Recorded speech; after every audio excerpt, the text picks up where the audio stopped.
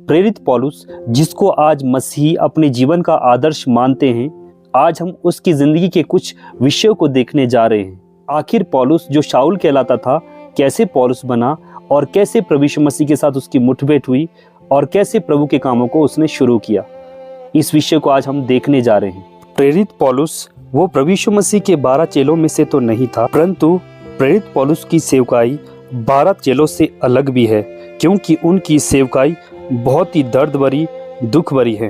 प्रेरित पौलुस पहले मसीही विरोधी था और हर एक मसीहों को खदेड़ा करता था और एक ऐसे मसीह विरोधी सेना के साथ रहता था जो मसीहों को घसीट कर मारा करते थे, पीटा करते थे और उन्हें यातनाएं दिया करते थे। यहाँ तक कि स्तिफनुस की मृत्यु में भी प्रेरित पौलुस शामिल था। उसने केवल कई कलीसियाओं की स्थापना ही नहीं की, बल्कि बाइबल में 13 पुस्तकों को पत्रियों के रूप में लिखी, जो पुस्तकें पौलुस की पत्रियों के नाम से जानी जाती हैं। प्रेरित पौलुस का जीवन परिवर्तन आखिर उस समय हुआ जब प्रभु यीशु मसीह ने उसको दर्शन दिया। कलीसियाओं को उस समय बहुत ज़्यादा सताया करता था।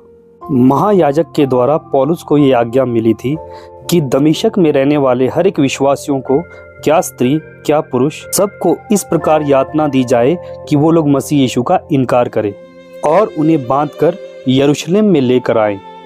शाऊल यरूशलेम में रहा करता था और इस आज्ञा के अनुसार वो दमिश्क की ओर चला गया, ताकि इस आज्ञा के अनुसार लोगों को सताए, उसे प्रताड़ित करे और उनको घसीट कर ले जाए। जब वो दमिश्क की ओर जा रहा था तो उसके सामने बहुत बड़ी ज्योति चमकने लगी और उस समय उस रोशनी के कारण वो घोड़े पर से गिर गया। जब वो जमीन पर गिरा तो उसको एक आवाज आई और यीशु मसीह ने आवाज देकर कहा, हे शाऊल, तू मुझे क्यों सताता है? तब शाऊल घबरा कर पूछने लगा, हे प्रभु, तू कौन है?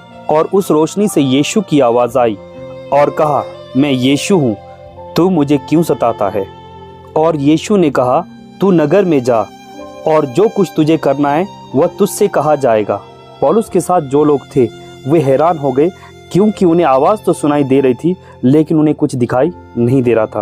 और जब शाऊल ज़मीन पर से उठा तो उसने अपनी आंखों को खोलने की कोशिश की, लेकिन उसे कुछ दिखाई नहीं दिया क्योंकि वो अंधा हो चुका था। अतः जो लोग शाऊल के साथ थे उन्होंने उसे पकड़कर दमिश्क की ओर ले गए। शाऊल 3 दिन तक अंधा रहा और उसे कुछ दिखाई नहीं दिया। 3 दिन उसने ना तो खाना खाया ना उसने पानी पिया। लेकिन दमिश्क में एक प्रभु का दास था जिसका नाम हनन्याह था। जब हनन्याह प्रार्थना कर रहा था तो प्रभु ने उसको दर्शन दिया, हे हनन्याह, उठकर उस गली में जा जो सीधी कहलाती है और यहूदा के घर में शाऊल नामक एक तरसुसवासी को पूछ, क्योंकि देख वह प्रार्थना कर रहा है। और उसने हनन्याह नामक एक पुरुष को भीतर आते और अपने ऊपर हाथ रखते देखा है ताकि फिर से दृष्टि पाए। इसका मतलब जब वो अंधा हो चुका था तो वो 3 दिन प्रभु से प्रार्थना कर रहा था।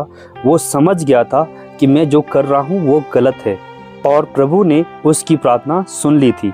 बहुत सारे मसीही लोग शाऊल के नाम से डरते थे।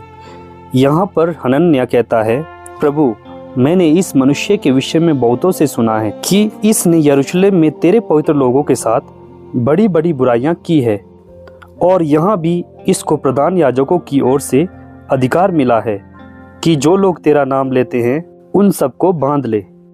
परंतु प्रभु यीशु मसीह ने उससे कहा, तू चला जा, क्योंकि वह तो अन्य जातियों और राजाओं इजरायलियों के सामने मेरा नाम प्रकट करने के लिए मेरा चुना हुआ पात्र है और मैं उसे बताऊंगा कि मेरे नाम के लिए उसे कैसा कैसा दुख उठाना पड़ेगा। तब हनन्याह उठकर उस घर में गया और उस पर अपना हाथ रखकर कहा, हे भाई शाऊल, प्रभु अर्थात यीशु जो उस रास्ते में जिससे तू आया तुझे दिखाई दिया था, उसी यीशु ने मुझे भेजा है कि तू फिर दृष्टि पाए, पवित्र आत्मा से परिपूर्ण हो जाए। तो उसी समय तुरंत उसकी आंखों से छिलके से गिरे और वह देखने लगा और उठकर बपतिस्मा लिया। फिर उसने भोजन किया और उसको ताकत मिली। उसके बाद वो कई दिनों तक दमिश्क में चेलों के साथ रहा और उसके बाद तुरंत आराधनालयों में यीशु मसीह का प्रचार करना शुरू किया। पौलुस जब प्रचार कर रहा था तो बहुत सारे लोगों ने विश्वास नहीं किया, क्योंकि वे लोग सोचते थे कि वो एक विरोधी है, लेकिन वो अब बदल चुका था। अब वो सताने वाला नहीं बल्कि सताव को सहने वाला व्यक्ति हो चुका था। बहुत सारे दमिश्क वासियों ने उसका विरोध किया, लेकिन बलपूर्वक प्रभु का काम वो करता रहा। पौलुस प्रभु के कार्य के लिए यरूशलेम की ओर निकलता है। यरूशलेम में रहने वाले विश्वासी लोग उससे डरते हैं, क्योंकि लोगों को अभी तक यकीन नहीं हो पा रहा था कि आखिर पौलुस बदल चुका है। लेकिन मसीह यीशु ने पौलुस की लाइफ को पूरी तरह से बदल दिया। पौलुस ने भी निर्णय लिया था कि अब मुझे मसीह यीशु के पीछे चलना है। पौलुस को मालूम था कि मसीह के पीछे चलना कितना मुश्किल और दुख भरा हो सकता है, लेकिन उसने अपने जीवन को प्रभु की सेवकाई के लिए दिया और पौलुस ने हर जगह दुख को उठाया। पौलुस किसी भी बात का कंप्रोमाइज नहीं करता था और वह पौलुस प्रभु की सेवकाई को करते करते दुख, तकलीफ, भूख, नगनता, कंगाली हर क्षेत्र से उसको गुजरना पड़ा, लेकिन फिर भी उसने अपने परमेश्वर का धन्यवाद किया, क्योंकि वह जानता था कि मसीह का प्रेम उसके लिए सब बातों से बढ़कर है। प्रेरित पौलुस कहता है, तेरा अनुग्रह मेरे लिए काफ़ी है। वो यीशु मसीह के अनुग्रह पर भरोसा करता है और वो अपने हाथों से काम किया करता था ताकि प्रभु की सेवकाई में अपने परिश्रम के द्वारा कमाए गए धन के द्वारा प्रभु की सेवकाई करे। पौलुस ने अपने आप को हर क्षेत्र में खर्च किया ताकि मसीह बढ़े और अपनी ज़िंदगी में वो घटता रहे। उसने अपने पूरे जीवन को मसीह के लिए दिया और आज प्रभु के सेवकों के लिए बहुत बड़ा आदर्श बनकर चला गया। परमेश्वर जब किसी को चुनता है या फिर बुलाता है तो वो सेम नहीं रहता है, उसकी ज़िंदगी बदल जाती है और वो दूसरों के लिए एक आदर्श बन जाता है। तो दोस्तों, प्रभु यीशु मसीह आप सबको आशीष करे और हम एक नई वीडियो में फिर से मिलेंगे और आने वाली वीडियो में हम बात करेंगे पौलुस के विषय में और भी ज़्यादा गहरी बातों को।